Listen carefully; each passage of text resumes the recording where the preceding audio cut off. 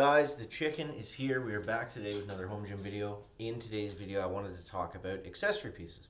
So this is something that I'm looking into myself now, and I just thought it would be a good topic in general because there's a lot of options out there in terms of accessory equipment. You can go anything from in a home gym, it's all about versatility, right? It's all about floor footprint and being able to do more than one exercise with a piece of equipment or machine that you get.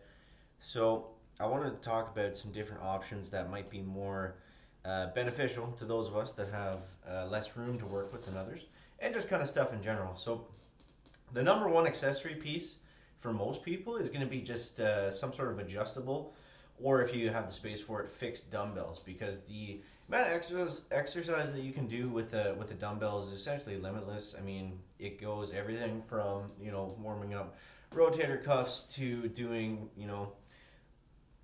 heavy like Bulgarian split squats, and you can work your rotators, you can build up your quads. You can essentially do anything. With a dumbbell, but they're a high cost, and unless you're getting adjustable dumbbells, they are a large footprint. So that's probably number one on the list for me in terms of something that I want to get next. Would just be dumbbells, just being able to do everything, like accessory stuff, curls, flies, kickbacks, all the fun stuff that you can't do with a barbell. And I mean, a barbell is great. This is not for, this video is assuming that you already have like a bench and a rack and, the kind of the home gym basics that most of us center our gyms around. So dumbbells would definitely be up there. I think some sort of functional trainer, cable machine, I would definitely throw that on this list as well. Now, I think some of the better options for home gyms would be like single column or single stack machines. Obviously, if you can fit a functional trainer, that's great. Lucky you. A little bit jealous, but I think that's definitely something to strive for. Being able to get a functional trainer in your gym or something similar like that. But I think you can get away with most of those movements on a single column cable stack machine, and those typically aren't that expensive. I know here in Canada you can get them for about $800.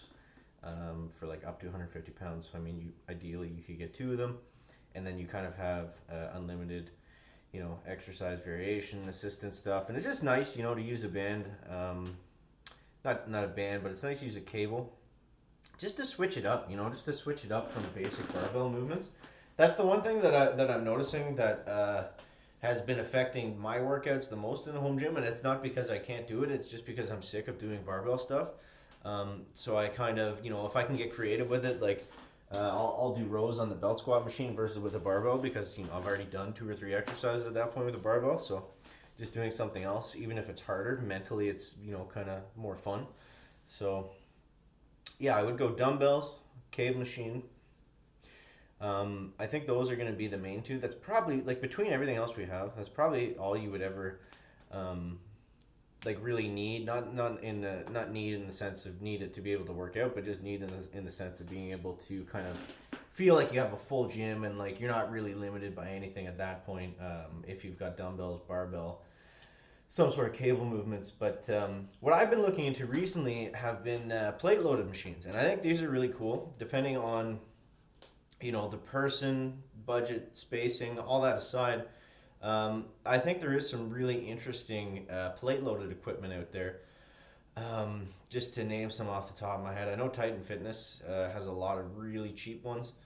I can't speak for the build quality. That's kind of seems to be what everyone harps on Titan for. But I mean, if you're getting like a plate-loaded machine, then who cares about the build quality? Like, I got this from Amstaff for $300 to do curls and triceps, and it's great. It's great. Does it need to be a tank like the Echo Bike? Nope. Just needs to be able to go up and down when I'm doing curling and tricep movements, and it does that fine. So not everything has to be overbuilt. That being said, you want to make sure it doesn't fall apart. But I know Titan Fitness has a lot of options for plate-loaded equipment, which is cool. That's definitely one of the pieces I miss from my gym. Would be like a hammer strength, like chest press, or definitely like a lat pull down or a low row or something like that.